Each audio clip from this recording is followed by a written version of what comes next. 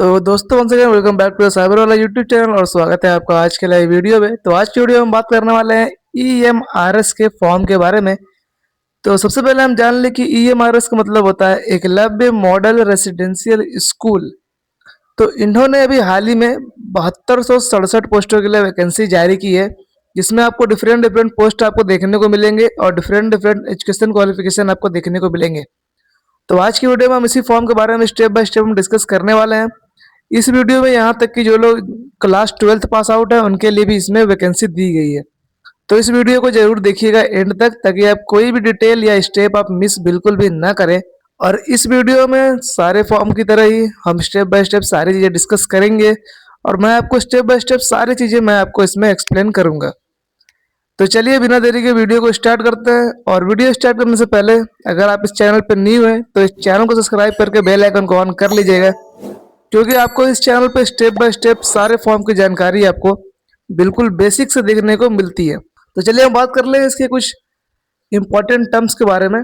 तो बात कर ले इसके इंपॉर्टेंट डेट के बारे में। तो इसकी जो फॉर्म है वो 19 सितंबर को स्टार्ट हो गया है और इसकी जो लास्ट डेट है वो आपको 23 अक्टूबर देखने को मिलेगी। अब बात कर ले इसके एप्लीकेशन फी की। तो अगर आप जनरल, ईडब्ल्यूएस या ओबीसी कैटेगरी से बिलोंग करते हैं और अगर आप प्रिंसिपल के पोस्ट के लिए अप्लाई कर रहे हैं तो आपको 2500 पेमेंट करने पड़ेंगे। पीजीटी एंड टीजीटी के लिए आपको 2000 रुपये पेमेंट करने पड़ेंगे, जो कि ये टीचिंग की पोस्ट है। और अगर नॉन टीचिंग पोस्ट के लिए अप्लाई कर रहे हैं तो आपको 1500 रुपये पेमेंट करने पड़ेंगे। और अगर आप एससी, एसटी या पीएच कैटेगरी से बिलोंग करते हैं तो 500 रुपये, और फीमेल कैटेगरी से बिलोंग करते हैं तो 500 रुपये। तो ये रही इसकी पेमेंट की डिटेल। तो अब बात कर ले इसको कौन कौन अप्लाई कर सकता है। तो इसमें आप स्क्रीन पे आप इसकी एज लिमिट देख सकते हैं। अगर आप प्रिंसिपल के लिए अप्लाई कर रहे हैं तो आपकी मैक्सिमम एज 50 तक हो सकती है। पीजीटी टीचर के लिए 40 तक, टीजीटी टीचर के लिए 35 साल तक, स्टाफ नर्स और हॉस्टल वार्डन के लिए 35 साल, और बाकी किसी और पोस्ट के लिए वो है 30 साल। तो ये रही इसकी एज लिमिट के बारे में। चलिए अब मैं आपको उसकी वैकेंसी की डिटेल्स वगैरह आपको मैं दिखा देता हूँ। तो जैसे पहले पोस्ट का नाम है प्रिंसिपल। तो अगर आप प्रिंसिपल के पोस्ट के लिए अप्लाई करना चाह रहे हैं तो इसके लिए आपको 225 पोस्टों की वैकेंसी खाली है। अब देख लीजिए एलिजिबिलिटी क्राइटेरिया में आपको कौन कौन सी आपको डिग्री चाहिए होगी। तो आपके पास एक मास्टर की डिग्री होनी चाहिए 50% मार्क्स के साथ, फिर बीएड का एग्जाम पास होना चाहिए, और एक्सपीरियंस सर्टिफिकेट आपके पास होना चाहिए प्रिंसिपल का, तभी आप इस फॉर्म को अप्लाई कर पाएंगे। चलिए अब बढ़ते हैं आगे और देख लेते हैं टीचर के लिए आपको क्या क्या चाहिए। तो अगर आप पीजीटी टीचर के लिए अप्लाई करना चाह रहे हैं तो सेम मास्टर डिग्री 50% मार्क के साथ, बीएड की डिग्री मैक्सिमम 40 साल आपकी एज होनी चाहिए, और BEd not required in computer science subject, यानी अगर आपके पास कंप्यूटर साइंस सब्जेक्ट है तो उसमें बीएड की ज़रूरत नहीं है। तो ठीक इसी प्रकार आप स्क्रीन पे आप डिफरेंट पोस्टों की वैकेंसी आप देख सकते हैं, इसमें आपको देखने को मिल जाएगी। अब बात कर ले आपको जो मैंने बोला था 12th के बेस पे कौन सी इसमें पोस्ट है, तो वो है जेएसए, यानी जूनियर सेक्रेटरीट असिस्टेंट। इसमें आपको 228 पोस्टों के लिए वैकेंसी देखने को मिलेगी। इसमें आपको सिर्फ 12th पास आउट होना चाहिए, और आपकी जो इंग्लिश टाइपिंग हो 35 WPM और हिंदी टाइपिंग आपकी 30 WPM इसमें आपको होनी चाहिए। और मैक्सिमम एज लिमिट आप 30 साल तक इसको अप्लाई कर सकते हैं। अब नीचे देखिए आपको एक और पोस्ट देखने को मिलेगा लैब अटेंडेंट का। तो इसके अंदर आपको सिर्फ क्लास 10th पास आउट होना चाहिए, आपके पास है डिप्लोमा इन लेबोरेटरी टेक्निक का सर्टिफिकेट आपके पास होना चाहिए, आप इस फॉर्म को अप्लाई कर पाएंगे। तो ये रही सारी वैकेंसी की डिटेल। चलिए बढ़ते हैं वीडियो में आगे और देखते हैं आप इस फॉर्म को कैसे अप्लाई करेंगे। तो अगर आपको किसी भी फॉर्म का जो आप फॉर्म फिल कर रहे हैं, अगर आपको उस फॉर्म का सिलेबस भी आपको चाहिए तो मैं वो सिलेबस भी आपको डाल दूंगा। इसके लिए बस आपको इस वीडियो पे 20 कमेंट करना है। बाकी नेक्स्ट वीडियो से आपको उस फॉर्म की जानकारी के साथ साथ आपको सिलेबस भी डिस्क्रिप्शन लिंक में देखने को मिल जाएगी। तो डिस्क्रिप्शन बॉक्स में आपको इस फॉर्म की लिंक मिल जाएगी। जैसे आप उस पर क्लिक करेंगे आप इसके मेन वेबसाइट पर रिडायरेक्ट हो जाएंगे। अब यहाँ पर आने के बाद आप ये न्यू रजिस्ट्रेशन वाले बटन पर क्लिक करेंगे और आपका जो रजिस्ट्रेशन फॉर्म है वो यहाँ पर स्टार्ट हो जाएगा। अब आपके सामने कुछ इस प्रकार का डैशबोर्ड आपके सामने ओपन होगा। अब आपको यहाँ पर नीचे स्क्रॉल करना है, और नीचे स्क्रॉल करने के बाद आपको इस टिक बॉक्स पे क्लिक करना है, और यहाँ पर क्लिक हियर टू प्रोसीड वाले बटन पे आप क्लिक करेंगे। तो जैसे आप क्लिक हियर टू प्रोसीड वाले बटन पर क्लिक करेंगे आपका जो रजिस्ट्रेशन फॉर्म है वो यहाँ पे स्टार्ट हो जाएगा। अब यहाँ पर हम डिटेल डालना शुरू करेंगे। और हमेशा मैंने आपको वीडियो में बताया है कि यहाँ आप जो भी डिटेल डालेंगे वो 10th के मार्कशीट के अकॉर्डिंग डालेंगे। तो चलिए डिटेल डालना हम यहाँ पर शुरू करते हैं। तो सबसे पहले आप एंटर करेंगे अपना कैंडिडेट नेम, आपका जो भी नेम है 10th के मार्कशीट के अकॉर्डिंग। फिर उसके बाद आपको अपने पिताजी का नाम, नीचे आपको अपनी मम्मी जी का नाम, उसके बाद आपकी डेट ऑफ बर्थ सेलेक्ट करनी है आपको। जेंडर में आप मेल या फीमेल कैंडिडेट हैं, आपको एंटर करना है। अभी यहाँ पर ध्यान दीजिएगा, यहाँ आपको एक सेक्शन दिखेगा आइडेंटिटी टाइप का। तो इसके अंदर आपको इतने सारे आपको ऑप्शन देखने को मिलेंगे। इसमें से आपको कोई भी एक ऑप्शन, चाहे वो pan card, passport, voter ID, ration card, इसमें से आप कोई भी एक डॉक्यूमेंट आप सेलेक्ट करके नीचे आपको उसका आइडेंटिफिकेशन नंबर यानी आप उसका कार्ड नंबर आप यहाँ पर देंगे। फिर इसके बाद नीचे आपको कंफर्म पर्सनल डिटेल में आपको सेम टू सेम ऊपर वाले डिटेल आपको यहाँ पर एंटर कर देनी है। फिर इसके बाद नीचे आपको सेक्शन देखने को मिलेगा प्रेजेंट एड्रेस का। इसके अंदर आपको अपना एड्रेस एंटर करना है, जैसे कि अपना house number, flat number, locality, country, state, district, pin code. तो ये सारी चीज़ें आपको अपने आधार कार्ड पे देखने को मिल जाएगी। तो वहाँ से आपको अपना आधार कार्ड ओपन करना है और वहाँ से आपको सारी डिटेल इसमें आपको एंटर कर देना है। तो जैसे आप ये सारी डिटेल आप यहाँ पर एंटर करते हैं, फिर आपको नीचे आ जाना है जो कि है इलेक्ट्रॉनिक कम्युनिकेशन एड्रेस का। तो इसके अंदर आपको अपना एक वैलिड ईमेल आईडी और एक एक्टिव मोबाइल नंबर आपको यहाँ पर एंटर करना है, ताकि इस फॉर्म से रिलेटेड जो भी एडमिट कार्ड वगैरह जो भी नोटिफिकेशन है वो आप तक पहुँच जाए। तो इस बात का ध्यान दीजिएगा, आपको एक एक्टिव ईमेल आईडी और जेन्युइन मोबाइल नंबर आप यहाँ पे एंटर करेंगे। उसके बाद आपको यहाँ पर परमानेंट एड्रेस का सेक्शन दिखेगा। तो अगर आपका परमानेंट एड्रेस आपके प्रेजेंट एड्रेस से सेम है तो आप इस टिक बॉक्स पे क्लिक करेंगे जहाँ लिखा है सेम एज प्रेजेंट एड्रेस। इससे वो जो दोनों एड्रेस है वो आपका सेम हो जाएगा। फिर इसके बाद नीचे आप यहाँ पे स्क्रॉल करेंगे और नीचे आपको सेक्शन देखने को मिलेगा चूज पासवर्ड का। तो इसके अंदर आपको एक पासवर्ड क्रिएट कर लेना है, ताकि अगली बार जब भी आप लॉगिन करेंगे तो आप इस पासवर्ड के थ्रू आप इसमें लॉगिन कर पाएंगे। फिर इसके बाद नीचे आप एक कैप्चा कोड इंटर करेंगे और सबमिट वाले बटन पे आप यहाँ पर क्लिक करेंगे। तो जैसे आप सबमिट वाले बटन पर क्लिक करेंगे आपके सामने कुछ इस प्रकार का इंटरफेस ओपन होगा। अब यहाँ पर आपको क्या करना है कि आपको सारी चीज़ें आपको अच्छे से मैच कर लेनी है। उसके बाद यहाँ पर जितने भी आपको टिक बॉक्स दिख रहे होंगे सारे टिक बॉक्स पे क्लिक करना है आपको, अगर आपकी सारी डिटेल बिल्कुल सही है तो।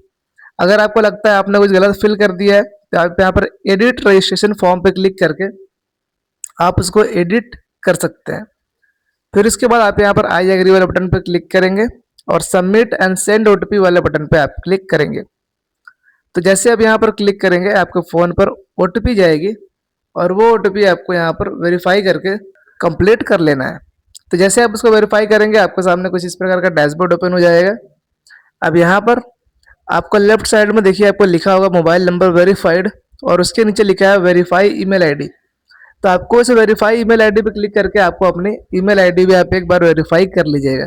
तो सबसे पहले हम अपने ईमेल आईडी को वेरीफाई कर लेते हैं। तो उसके लिए आप यहाँ पे वेरीफाई ईमेल आईडी पे क्लिक करेंगे और आपके ईमेल आईडी पर ओटीपी जाएगी और वो ओटीपी आपको यहाँ पर इंटर करके वेरीफाई कर लेना है।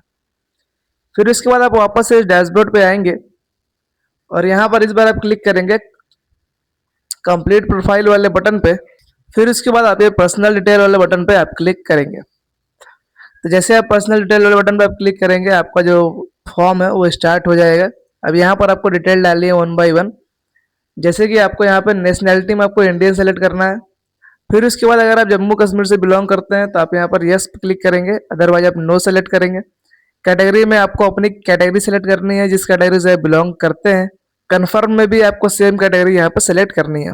उसके बाद अगर आपके पास कोई डिसेबिलिटी वगैरह है तो आप यस पे क्लिक करके आप यहाँ पर डिटेल डालेंगे, अदरवाइज कोई डिसेबिलिटी नहीं है तो आप यहाँ पे नो पे आप क्लिक करेंगे। फिर इसके बाद नीचे भी आपसे सेम पूछ रहा है, अगर कोई डिसेबिलिटी वगैरह है तो आप यहाँ पे नो पे आप क्लिक करेंगे।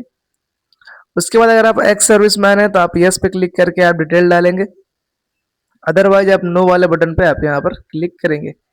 तो एक्स सर्विसमैन का मतलब होता है कि अगर आपने इससे पहले कभी आर्मी में काम किया है तो आप यस पे क्लिक करके डिटेल डालेंगे, यानी कहाँ पर काम किया है, कितने साल किया है, ये सारी चीज़ें डिटेल।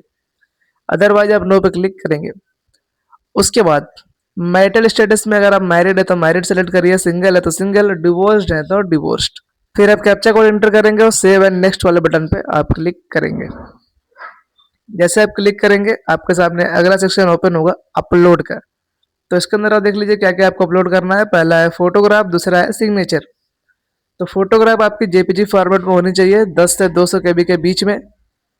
सिग्नेचर आपका 10 से 50 केबी के बीच में होना चाहिए। और मान लीजिए अगर आपको फोटो साइन वगैरह बनाने में कभी भी कोई दिक्कत आती है तो आप कमेंट बॉक्स में कमेंट कर दीजिएगा।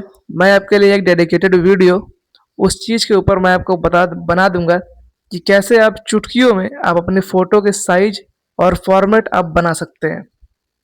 तो फोटोग्राफ और साइन अपलोड करने के लिए आप ये ब्राउज वाले बटन पर क्लिक करेंगे और आपको अपना फ़ोटो और साइन यहाँ पर आपको अपलोड कर लेना है। तो फोटो साइन अपलोड करने के बाद आपके सामने आपको बढ़ जाना अगले वाले सेक्शन पे।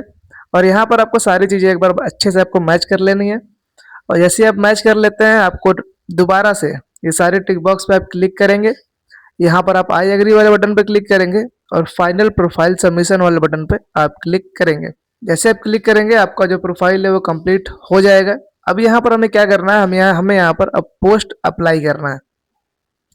तो यहाँ जैसे आप डैशबोर्ड पे आएंगे, यहाँ आपको दो ऑप्शन दिखेगा, अप्लाई नाउ और एडिट प्रोफाइल का। तो अगर आप प्रोफाइल को एडिट करना चाहते हैं तो आप ये एडिट प्रोफाइल वाले बटन पे आप क्लिक कर सकते हैं।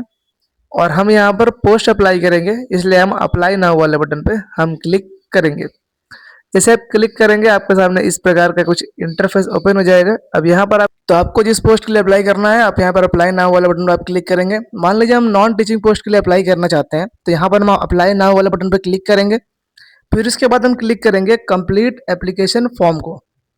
तो जैसे हम इस पर क्लिक करेंगे आपके सामने इतने सारे पोस्ट देखने को मिल जाएंगे। जैसे कि मैंने आपको वीडियो के स्टार्टिंग में बताया था कि अगर आप क्लास 12th के बेस पे अप्लाई करना चाहते हैं तो आप जेएस से सेलेक्ट कर सकते हैं। और अगर 10th की क्वालिफिकेशन है आपके पास तो आप लैब अटेंडेंट भी आप सेलेक्ट कर सकते हैं। तो यहाँ पर आप एक से ज़्यादा पोस्टों के लिए आप अप्लाई कर सकते हैं एक ही बार में। तो आपको जिस पोस्ट के लिए अप्लाई करना है आप यहाँ पर वो पोस्ट यहाँ पर आप सेलेक्ट करेंगे। तो यहाँ पर देखिए जैसे हमने जेएससी और लैब अटेंडेंट के लिए हमने यहाँ पर अप्लाई किया है तो यहाँ हमसे पूछ रहा है कि हमारी जो मिनिमम टाइपिंग स्पीड है इंग्लिश की 35 और हिंदी की 30 टाइपिंग स्पीड है या नहीं। तो हम यहाँ पर यस पे एंटर करेंगे, अदरवाइज आप अप्लाई नहीं कर पाएंगे। उसके बाद टाइपिंग टेस्ट मीडियम में आपका जो टाइपिंग टेस्ट है वो आप हिंदी में देंगे या इंग्लिश में, आपको वो सेलेक्ट कर लेना है। उसके बाद आप यहाँ पर कैप्चा कोड एंटर करेंगे और सेव एंड नेक्स्ट वाले बटन पे आप क्लिक करेंगे। तो जैसे आप इतना करते हैं आपके सामने कुछ इस प्रकार का इंटरफेस ओपन हो जाएगा एजुकेशन क्वालिफिकेशन का।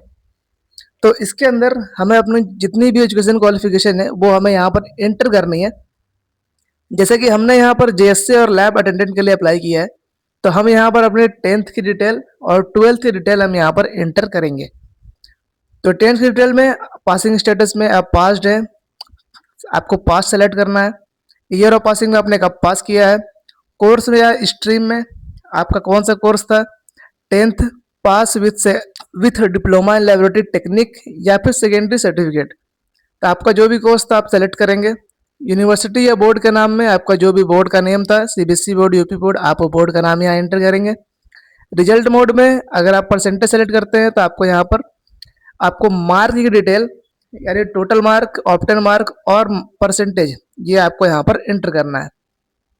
ठीक उसी प्रकार नीचे आपको 12th की डिटेल आपको एंटर करनी है। जैसे पासिंग स्टेटस में पास्ड, ईयर ऑफ पासिंग में आपने कब पास किया था, कोर्स या स्ट्रीम का नाम में अपना कोर्स का नाम आपको सेलेक्ट करना है।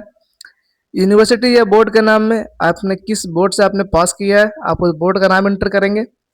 और मार्क में आपके कितने परसेंट आए थे वो आप रिजल्ट मोड में आप सेलेक्ट करेंगे। अब यहाँ पर देखिए अगर आप नीचे आपको ग्रेजुएट की भी डिटेल आपको डालने को बोल रहा है तो अगर आपके टीचर की पोस्ट या फिर आप प्रिंसिपल की पोस्ट के लिए अप्लाई आप करते हैं तो यहाँ पर आपको ग्रेजुएट और मास्टर की डिटेल आपको एंटर करनी पड़ेगी। अदरवाइज अगर आप जेएससी और लैब अटेंडेंट या नॉन टीचिंग पोस्ट के लिए तो आप इसको छोड़ सकते हैं। इतना करने के बाद आप यहाँ पर कैप्चा कोड एंटर करेंगे और सेव एंड नेक्स्ट वाले बटन पे आप क्लिक करेंगे। तो उसके बाद आपको दोबारा से इस प्रकार का इंटरफेस ओपन होगा। अब इस बार भी आपको सारी चीज़ें बढ़िया से मैच कर लेनी है कि सब कुछ सही है। उसके बाद आप ये टिक बॉक्सेस पे क्लिक करेंगे। उसके बाद आई एग्री पे क्लिक करके फाइनल सबमिशन ऑफ एप्लीकेशन वाले बटन पे आप क्लिक करेंगे।